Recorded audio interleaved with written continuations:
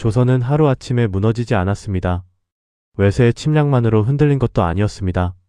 조선은 먼저 안에서부터 병들고 있었습니다. 왕은 있었지만 권력은 다른 곳에 있었습니다. 법은 있었지만 백성은 보호받지 못했습니다. 세금은 나라를 운영하기 위한 제도였지만 어느 순간 백성을 짓누르는 도구가 되었습니다. 그리고 마침내 백성들은 묻기 시작했습니다. 이 나라는 누구를 위해 존재하는가? 오늘의 주제는 세도 정치입니다. 세도 정치는 어떻게 조선을 병들게 했을까요? 이 이야기는 단순히 부패한 몇몇 가문의 이야기가 아닙니다.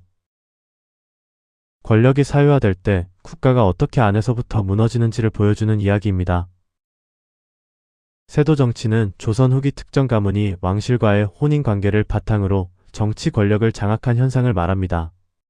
순조, 헌종, 철종으로 이어지는 시기. 조선의 왕권은 약해졌고 왕실 외척 가문이 전국을 주도했습니다. 순조 때는 안동 김씨가 강한 영향력을 가졌고 헌종 때에는 풍양 조씨가 대두했습니다. 철종 때에는 다시 안동 김씨의 영향력이 강해졌습니다. 하지만 여기서 중요한 점이 있습니다. 세도 정치를 단순히 외척이 나빠서 생긴 일로 보면 역사를 너무 단순하게 보는 것입니다. 세도 정치는 조선 후기 정치체제가 이미 한계에 도달했음을 보여주는 현상이었습니다. 왕권은 약해졌고 붕당 정치의 균형은 무너졌으며 중앙 정치는 소수 가문의 이해관계에 묶이기 시작했습니다. 국가의 권력이 공공의 것이 아니라 특정 세력의 것으로 바뀌기 시작한 것입니다. 정치에서 가장 위험한 순간은 권력이 한 곳에 고여 있을 때입니다. 권력이 견제받지 않으면 제도는 점점 형식만 남게 됩니다. 세도 정치 시기의 조선이 바로 그랬습니다. 왕은 있었지만 실제 전국은 권세가들이 움직였습니다. 중요한 관직은 소수 가문의 인물들이 차지했고 인사권은 공정한 평가보다 권력관계에 더 크게 흔들렸습니다. 조정은 나라 전체를 바라보는 공간이어야 했습니다. 하지만 세도 정치가 깊어지면서 조정은 점점 특정 가문의 권력을 유지하는 공간처럼 변해갔습니다. 이것이 위험한 이유는 분명합니다.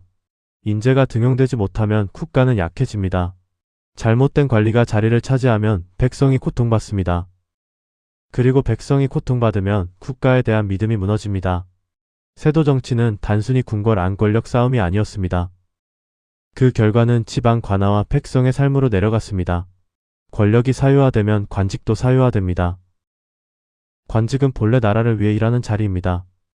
하지만 세도 정치가 깊어지면서 관직은 돈과 연줄로 얻는 자리처럼 변질되었습니다. 이것이 매관매직입니다. 관직을 돈으로 얻은 사람은 어떻게 할까요? 백성을 돌보기보다 자신이 쓴 돈을 회수하려 합니다. 그 결과 지방에서는 탐관오리의 횡포가 심해졌습니다. 수령과 아전은 세금과 환곡을 이용해 백성에게 과도한 부담을 떠넘겼습니다. 백성에게 국가는 멀리 있는 임금이 아니었습니다. 눈앞의 관아였습니다.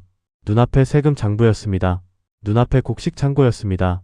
그런데 그 관아가 백성을 보호하지 않고 착취한다면 어떻게 될까요?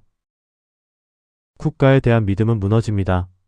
백성은 더 이상 조정을 자신의 편으로 느끼지 못합니다. 이때부터 조선의 병은 궁궐 안에서 끝나지 않고 마을과 들판으로 퍼져가기 시작했습니다. 조선 후기 백성을 가장 괴롭힌 문제 중 하나가 삼정문란입니다. 삼정은 전정, 군정, 환곡을 뜻합니다. 전정은 토지에 부과되는 세금입니다. 군정은 군역과 관련된 부담입니다. 환곡은 원래 봄에 곡식을 빌려주고 가을에 돌려받는 구율 제도였습니다. 취지는 국가 운영과 백성 보호였습니다. 하지만 제도가 문란해지면 보호장치가 고통의 원인이 됩니다. 토지세는 불공정하게 부과되었고 군포는 죽은 사람이나 어린아이에게까지 매겨지는 일이 있었습니다. 환곡은 구율이 아니라 고리대처럼 변질되었습니다. 백성들은 땅에서 일하고도 세금을 감당하지 못했습니다. 곡식을 빌리고도 더 큰 빚에 눌렸습니다. 국가는 백성을 살려야 했지만 백성은 국가 때문에 더 힘들어졌습니다. 이것이 삼정문란의 본질입니다. 제도가 무너진 것입니다. 그리고 제도가 무너지면 백성은 결국 다른 방식으로 목소리를 내기 시작합니다. 1811년 평안도에서 홍경래의 난이 일어났습니다. 이 봉기에는 세도 정치에 시달린 농민들, 지역 차별에 불만을 품은 평안도 사람들, 몰락한 양반과 여러 계층이 참여했습니다. 홍경래의 난은 결국 진압되었습니다. 하지만 이것은 단순한 반란 하나로 끝나지 않았습니다. 조선 사회 안에 쌓여있던 불만이 표면으로 드러난 사건이었습니다. 그리고 1862년, 이번에는 더 넓은 지역에서 농민들의 저항이 터져나왔습니다. 임술 농민봉기입니다. 특히 삼남 지방을 중심으로 농민들이 들고 일어났습니다. 그들이 원한 것은 단순한 혼란이 아니었습니다. 억울한 세금, 탐과 놀이의 횡포, 무너진 지방행정, 이 모든 것에 대한 항의였습니다. 백성의 봉기는 국가를 향한 마지막 경고였습니다. 이대로는 살 수 없다. 세도 정치의 문제는 궁궐 안에서 시작되었지만 그 고통은 백성의 삶에서 폭발했습니다. 세도 정치가 조선을 곧바로 멸망시켰다고 단정할 수는 없습니다. 역사는 그렇게 단순하지 않습니다. 조선이 흔들린 데에는 여러 원인이 있었습니다.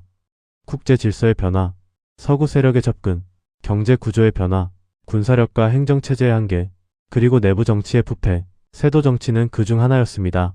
하지만 중요한 것은 세도 정치가 조선의 내부 신뢰를 크게 무너뜨렸다는 점입니다. 국가가 공정하지 않다고 느껴질 때, 관직이 능력이 아니라 연줄과 돈으로 움직인다고 보일 때, 세금이 모두에게 공평하지 않다고 느껴질 때, 백성은 국가를 믿지 않습니다. 국가는 군대와 성곽만으로 유지되지 않습니다. 국가는 신뢰로 유지됩니다. 세도 정치가 조선을 병들게 한 가장 큰 이유는 바로 여기에 있습니다. 권력이 사유화되자 국가에 대한 믿음이 무너진 것입니다. 세도 정치는 조선의 모든 문제를 만든 유일한 원인은 아닙니다. 그러나 분명한 것은 있습니다. 세도 정치는 조선이 안에서부터 병들고 있었음을 보여주는 강력한 증거였습니다. 왕권은 약해졌고 권력은 소수 가문에 집중되었고 관직은 사유화되었으며 백성은 삼정문란 속에서 고통받았습니다. 그리고 결국 백성은 들고 일어났습니다. 역사는 오늘 우리에게도 묻습니다. 권력이 공공의 것이 아니라 특정 세력의 것이 될 때 국가는 어떻게 되는가? 제도가 무너지면 가장 먼저 고통받는 사람은 누구인가? 여러분은 어떻게 생각하십니까? 세도 정치가 조선을 병들게 한 가장 큰 이유는 무엇이었을까요? 댓글로 여러분의 생각을 남겨주십시오.